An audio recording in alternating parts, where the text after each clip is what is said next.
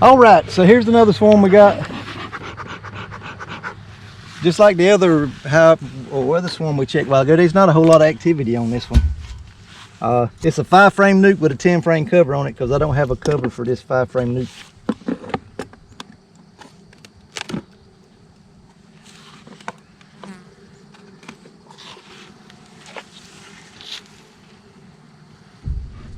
But it looks like they're doing good. They've got 4 frames drawed out and started on this. No, excuse me, they got 3 frames drawed out and it started on this 4th one over here. Eggs and larvae, and look who we've already found. She's a big old fat queen too.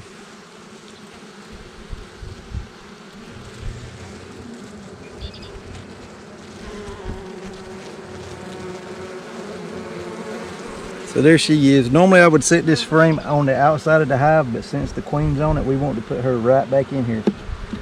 So what I'll do, push these frames back the other way and get this plastic frame out. I've never had any luck with these right here. This is black plastic, solid plastic frame. I've never had any luck with these. I've never really had a whole lot of luck with the plastic foundation, which is what this is, but they're actually drawing it out pretty good.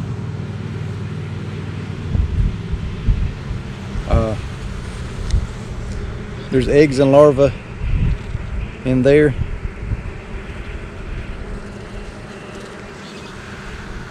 And then they've started with their, this is normally where they put the honey at, and then the pollen strip, and then they'll have the brood in the center.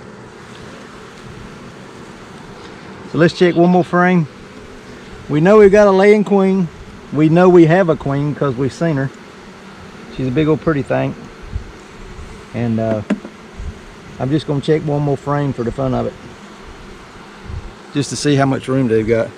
And see how she's laying too. See how it's kind of spotty brood pattern. Same way on this side.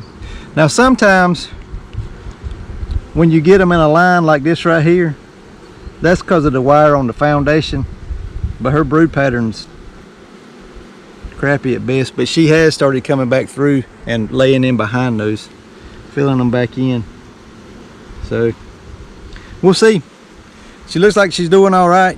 Just her brood, her pattern's not the best in the world. But like I said, she's coming back through and laying eggs in them. So she's at least back filling. So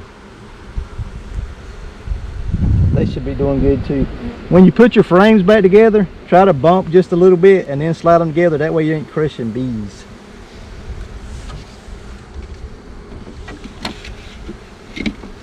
So there we go. Probably another week or so, these will be ready to move up to a 10-frame box. I'll actually be able to put the hive under what the lid's supposed to be for. So that one there, we've got a laying queen. We've seen the queen. They got plenty of egg, or they got plenty of pollen and plenty of nectar / honey that they're bringing in. This hive's doing good. We'll check it again probably a week and a half. Move them up to a 10-frame box because she'll be about to blow the doors off of this thing in another week and a half. And the reason why we move them up to bigger boxes and give them more spaces to keep them from swarming.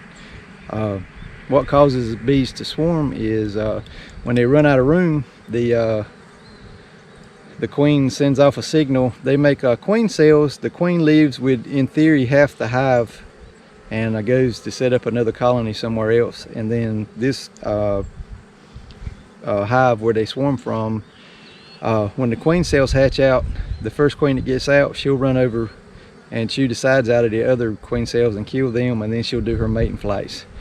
She'll mate up to maybe a week or so. She'll do several flights a day, and she'll breed up to 15-20 drones